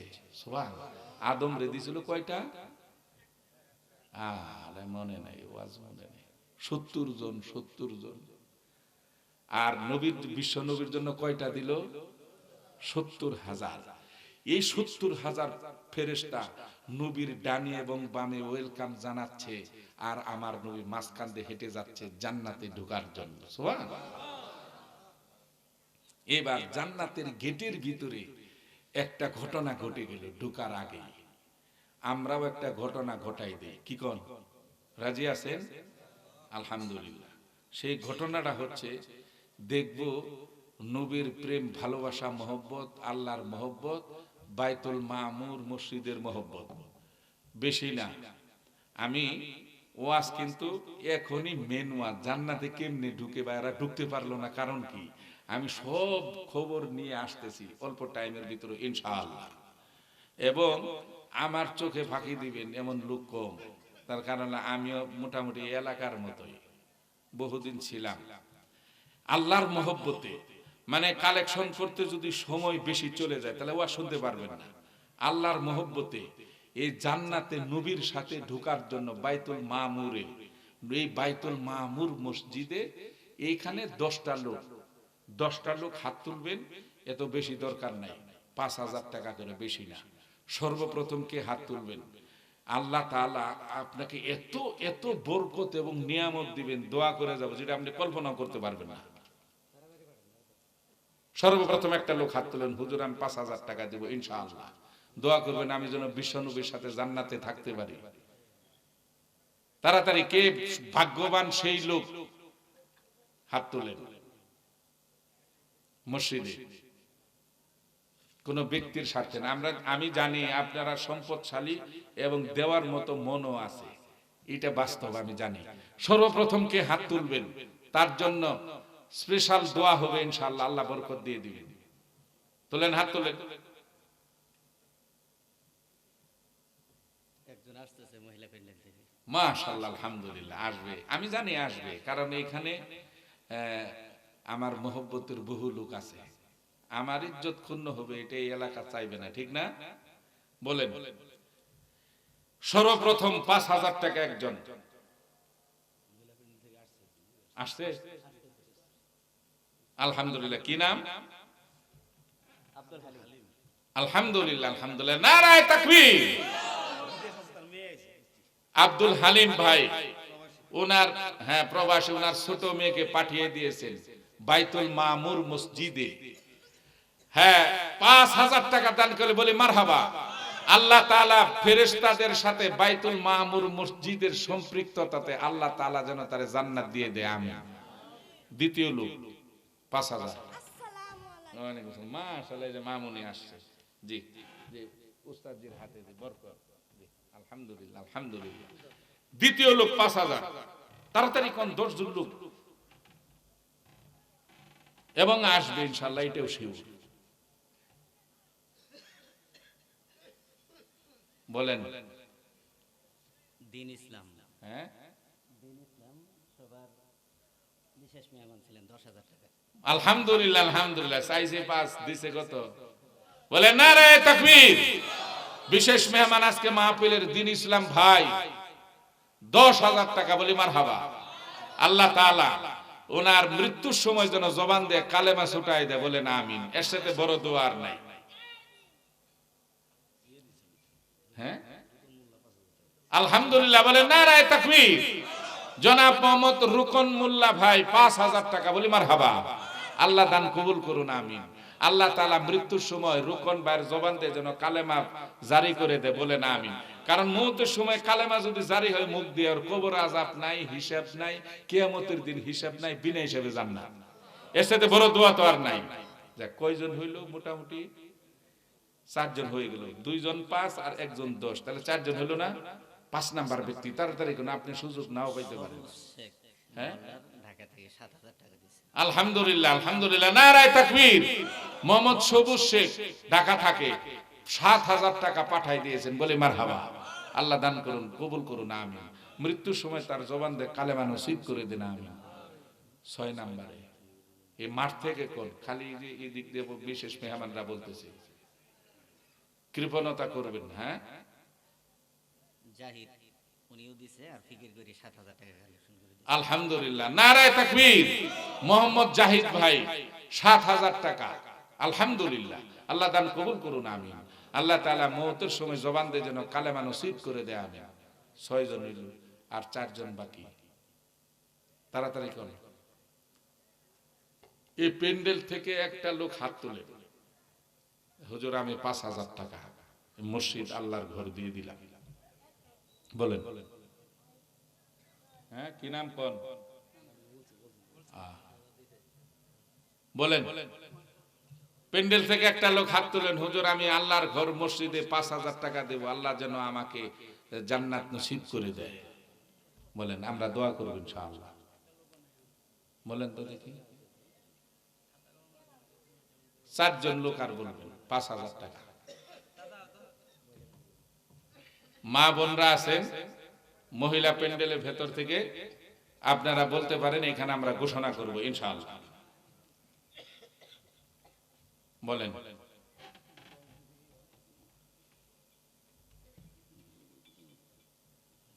বলেন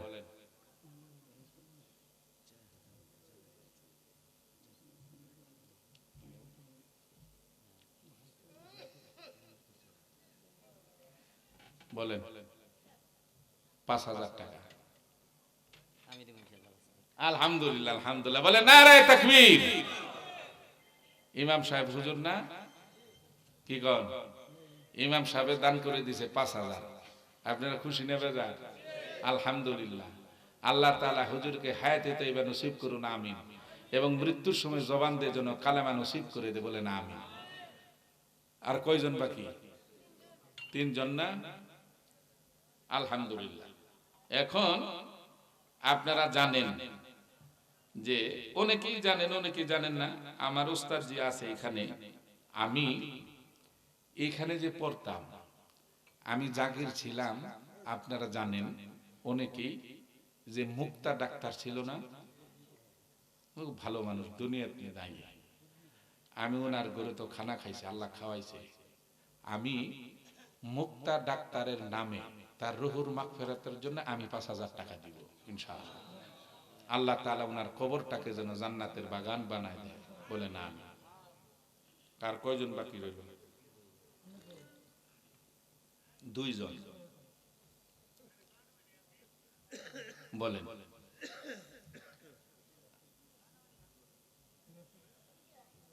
আলহামদুলিল্লাহ বলেন, দুইজন ব্যক্তি। আর আবার আমি আরেকটা কথা আপনাদের কাছে দোয়া চাচ্ছি। আমার উস্তাদজি বসা, আমার উস্তাদজি আমাকে পড়াইছে, ইলম শিক্ষা দিছেন। আল্লাহ যদি আমাকে তৌফিক দে, যত তাড়াতাড়ি পারি আমি হুজুরকে উমরা করাবো ইনশাআল্লাহ। এটা খরচ আমার উস্তাদজিকে বলেন। দুইজন লোক বলবেন তাড়াতাড়ি, রাত কিন্তু 12:30। আরেকজন আকর্ষণ আপনাদের আছে, বলেন। দুইজন লোক শুধু হাত তুলবেন, স্পেশাল দোয়া হবে 5,000 5,000। তাড়াতাড়ি কোন কে সৌভাগ্যবান ব্যক্তি, হাত ওঠান।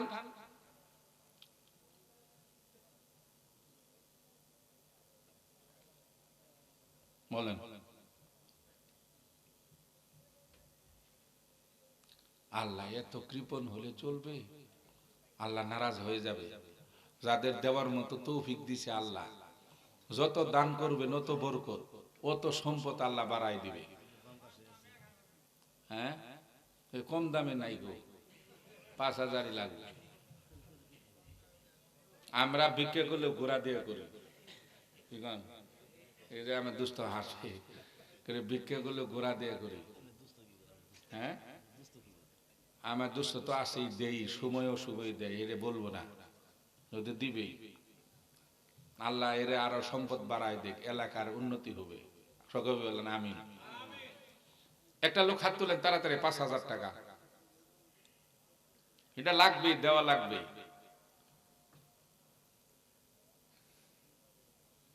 আমরা একটু দুরূদ পড়ি, আল্লাহ মন নরম করে দেখ। আল্লাহুম্মা সাল্লি আলা সাইয়্যিদিনা ওয়া নাবিয়িনা ওয়া শাফিঈনা ওয়া হাবিবিনা ওয়া মাওলানা মুহাম্মদ সাল্লাল্লাহু আলাইহি ওয়া আলা আলিহি ওয়া আসহাবিহি ওয়া বারাকা ওয়া সাল্লাম। বলেন, এখন বলেন 5,000।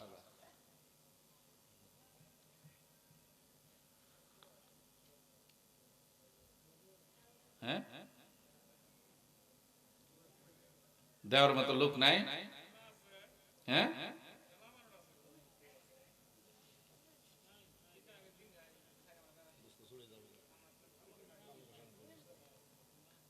বলেন একজন, একজন নাম বলেন, একজন। একটা লোক হাত তুলেন 5,000।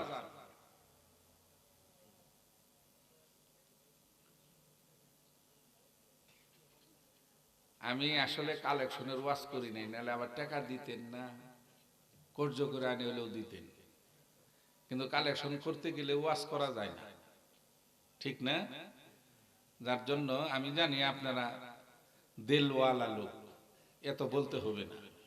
একটা লোক শুধু বলেন 5,000 টাকা দিবেন।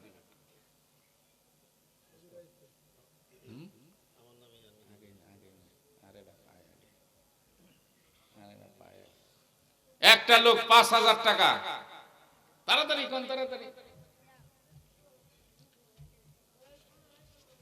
তাকবীর দেওয়ার জন্য সবাই অপেক্ষমান, বলেন। তাকবীর দেওয়ার জন্য অপেক্ষমান। একটা লোক খালি হাত তুলেন 5,000 টাকা মসজিদে, আল্লাহর ঘরে, তাড়াতাড়ি কোন।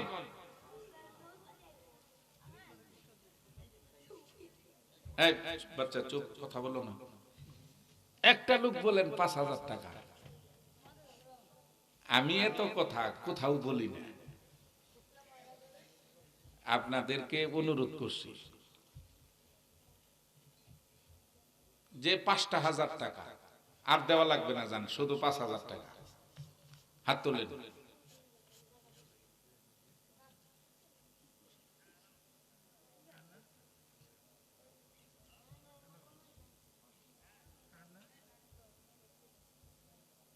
নাই, 5,000টাই আমার দোস্ত হাফেজ আব্দুল মান্নান, 5,000 টাকা। বলি মারহাবা। হ্যাঁ, আমার এক পাশে আসে, আমার বেজ্জতি হইতে দিব না তো। 5,000 টাকা, বলি মারহাবা। আল্লাহ তাআলা ওনার দান কবুল করুন, আমিন। এবং আল্লাহ আরো সম্পদ বাড়াই দেন, আমিন। এবং মওতের সময় জবান দিয়ে যেন কালেমা নসিব করে দেয়, বলেন আমিন। শেষ একটা লোক 10 নাম্বার 10 জন চাইছিলাম 10 নাম্বার 5000 টাকা क्या? আর কে আছেন বলেন? মসজিদ কমিটির সভাপতি সাহেব 10,000 টাকা দেবে। আল্লাহ দেখছেন, আমি চাইছি 5, আল্লাহ কেমনে ইজ্জত বাড়ায় দেয়। বলে নারায়ে তাকবীর। মসজিদ কমিটির সভাপতি নাম কি? রুহুল আমিন সাহেব 10,000 টাকা, বলি মারহাবা। আল্লাহ দান কবুল করুন, আমিন। আল্লাহ যেন জান্নাতের সভাপতি বানায় দেয়, আমিন। এবং তার সংসার আল্লাহ যেন শান্তি দেন, বরকত, রহমত, সকিনা সব দান করে দেন, বলে না আমিন। মওতের সময় জবান দিয়ে যেন আল্লাহ কালেমা নসিব করে দেয়, সকলে বলে না। মুরব্বী কত কইলেন আপনি? কি নাম? হ্যাঁ, আব্দুল আব্দুল মান্নান। হ্যাঁ, সাকিবুল বিল্লাহ 10,000 আর ওরিন মুনতাসির আলম হরিণ 5,000। 5,000। আলহামদুলিল্লাহ, আলহামদুলিল্লাহ। দেখেন টাকা কই থেকে আসে। 10,000 কে? সাকিব নূর বিল্লাহ। সাকিব নূর বিল্লাহ, নারায়ে তাকবীর। সাকিব নূর বিল্লাহ 10,000 টাকা, বলি মারহাবা। আল্লাহ দান কবুল করুন, আমিন। আল্লাহ তার মৃত্যুর সময় জবান দিয়ে যেন কালেমা নসিব করে দেয়, আমিন। আরেকজন মুনতাসির আলম ওরিন মুনতাসির আলম মরিন 5,000 টাকা, বলি মারহাবা। আল্লাহ দান কবুল করুন, আমিন। আল্লাহ তাআলা তার মৃত্যুর সময় কালেমা নসিব করে দেন, বলে না আমিন। আব্দুল মান্নানের মুরব্বী 1,000 টাকা, বলি মারহাবা। আল্লাহ দান কবুল করুন, আমিন। আর কে আছেন বলেন? যার যার সামর্থ্য নেই। 1,000, 2,000, 3,000, 4,000, 5,000, যার যার তাড়াতাড়ি 5টা মিনিট বলেন। মসজিদের অনেক কাজ বাকি, কাজ কমপ্লিট করবে। আলহামদুলিল্লাহ, আলহামদুলিল্লাহ। বলে নারায়ে তাকবীর। আমার ওস্তাদজি আজকের মাহফিলের সম্মানিত সভাপতি 2,000 টাকা, বলি মারহাবা। হুজুরকে আল্লাহ হায়াতে তৈয়বা নসিব করুন, আমিন। এবং বাবা মার কবরকে জান্নাতের বাগান বানাই দেখা, আমিন। এবং মৃত্যুর সময় জবান দিয়ে যেন আল্লাহ কালেমা নসিব করে দেয়, বলে না আমিন। নূর মোহাম্মদ হ্যাঁ, আলহামদুলিল্লাহ। নূর মোহাম্মদ নগদ 1,000 টাকা, বলি মারহাবা। আল্লাহ দান কবুল করুন, আমিন। আল্লাহ তাআলা মৃত্যুর সময় জবান দিয়ে যেন কালেমা নসিব করে দেয়, আমিন। মা বোনেরা যারা আছেন, পচাওয়ালা হেলাল ভাই 2,000 টাকা 500 টাকা নগদ। আলহামদুলিল্লাহ। পচা বলার হেলাল ভাই 2,000 টাকা, 500 নগদ, 1500 বাকি। আল্লাহ দান কবুল করুন, আমিন। আল্লাহ তাআলা মৃত্যুর সময় জবান দিয়ে কালেমা নসিব করে দেন, বলে না। আসেন নগদ, বাকি যার যার সামর্থ্য অনুযায়ী।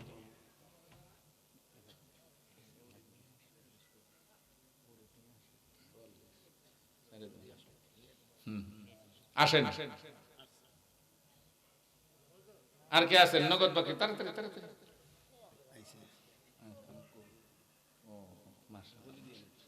আচ্ছা, বসেন। আর কে আছেন বলেন? এটা মুসা ভাই 1,000 টাকা। আলহামদুলিল্লাহ। মুসা ভাই নগদ 1,000 টাকা, আলহামদুলিল্লাহ। আল্লাহ দান কবুল করুন, আমিন। আল্লাহ মওতের সময় কালেমা নসিব করুন, আমিন। হ্যাঁ, সবুজ সরকার 500, সবুজ সরকার 500, আব্বাস আলী নয় আর আব্বাস আলী নয়ন 500 নগদ, আলহামদুলিল্লাহ। আল্লাহ দান কবুল করুন, আমিন। আল্লাহ তাআলা মৃত্যুর সময় জবান দিয়ে কালেমা নসিব করে দেন, বলে না আমিন। আসেন। আর কে আছে?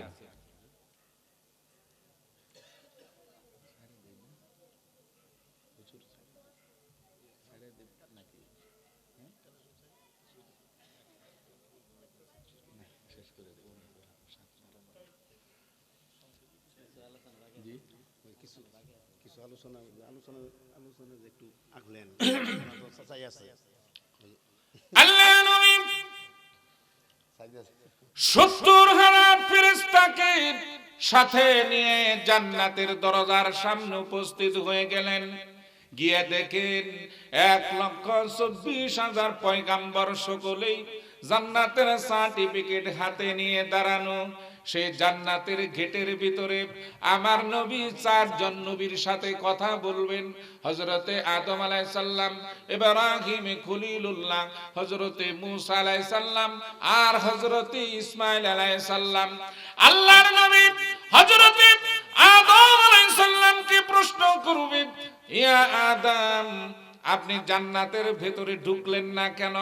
কার জন্য আপনি অপেক্ষা করতেছেন? হাতে সার্টিফিকেট নিয়ে হযরতে আদম বলবেন, ইয়া রাসূলুল্লাহ, কি সর্বপ্রথম আল্লাহ রাব্বুল আলামিন আমাকে জান্নাতের সার্টিফিকেট দিয়ে দিয়েছেন।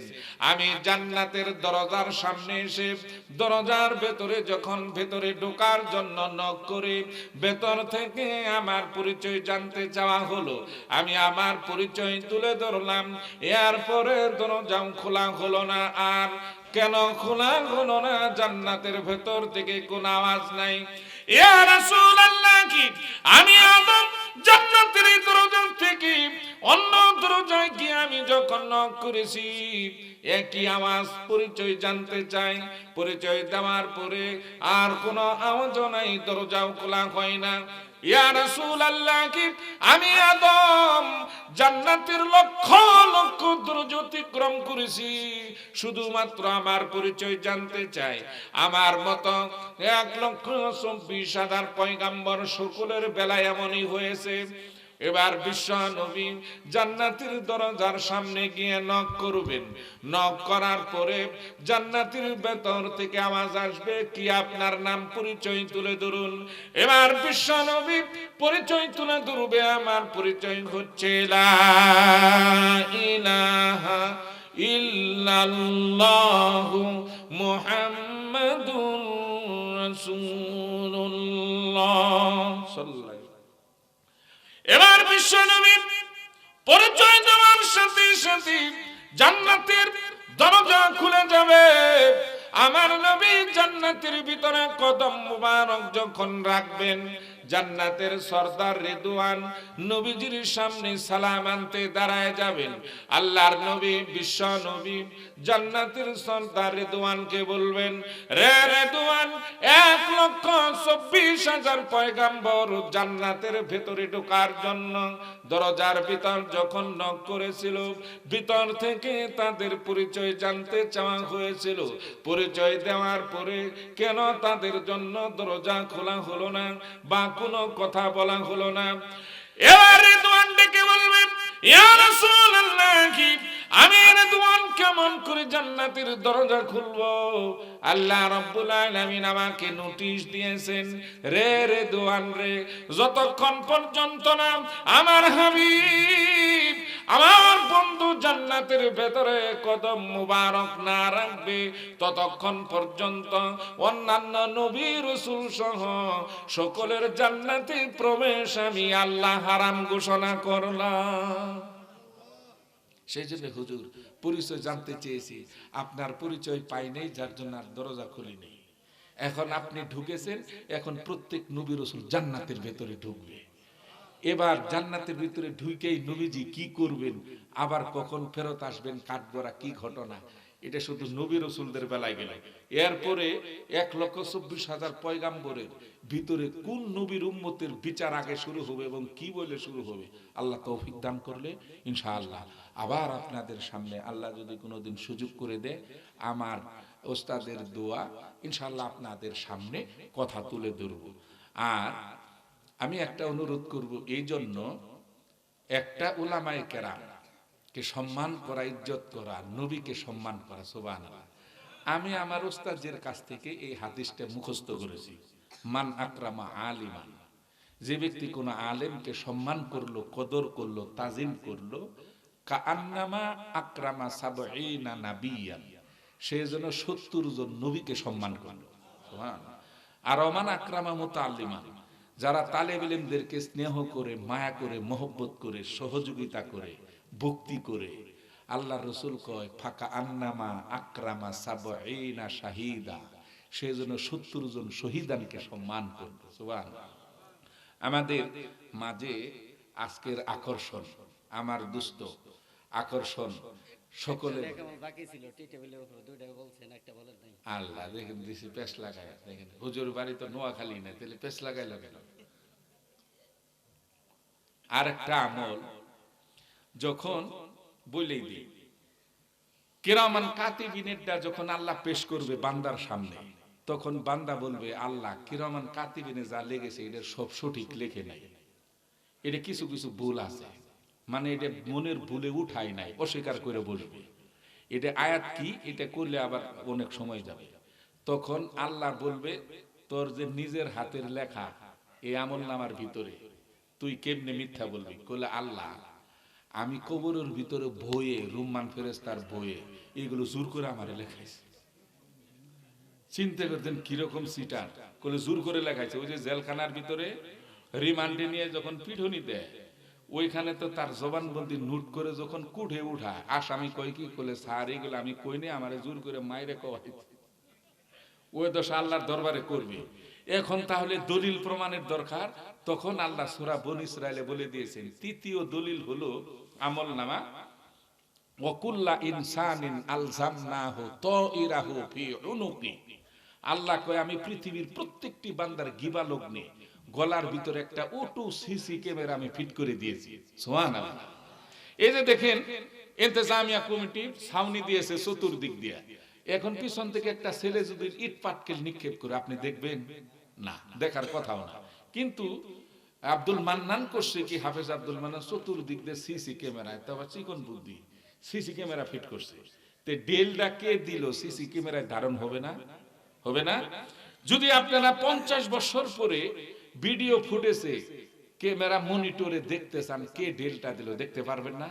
যার জন্য আমার আল্লাহ করছে কি, বান্দা যখন দুইটা আমলনামা অস্বীকার করবে আমার আল্লাহ কয় আমি আলজামনাহু তাইরাহু ফি উনুকি, আমি প্রত্যেক বান্দার গিবা লগ্নে একটা সিসি ক্যামেরা ফিট করে দিয়েছি। এবং ওটু সে কোন জায়গায় কোন টাইম, দিনে না রাতে না কি করতেছে না করতেছে, ছবি সহ গলার ভিতরে ওই ক্যামেরা ভিডিও ফুটেজ সহ রিজার্ভ হচ্ছে। সুবহানাল্লাহ।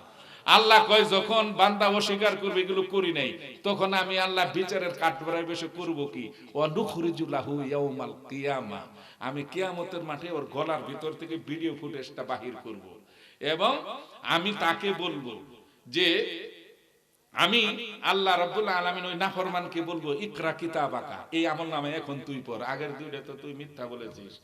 এগুন এতে দেখা কাফা বিনাফসিকাল ইয়াউমা আলাইকা হাসিবা, তুই সিদ্ধান্ত দে আমি আল্লাহকে তুই কই যাবি, এগুলো তোর ভিডিও ফুটেজ সহ তুই কোন জায়গায় কি করেছিস প্রমাণ পাইছেন।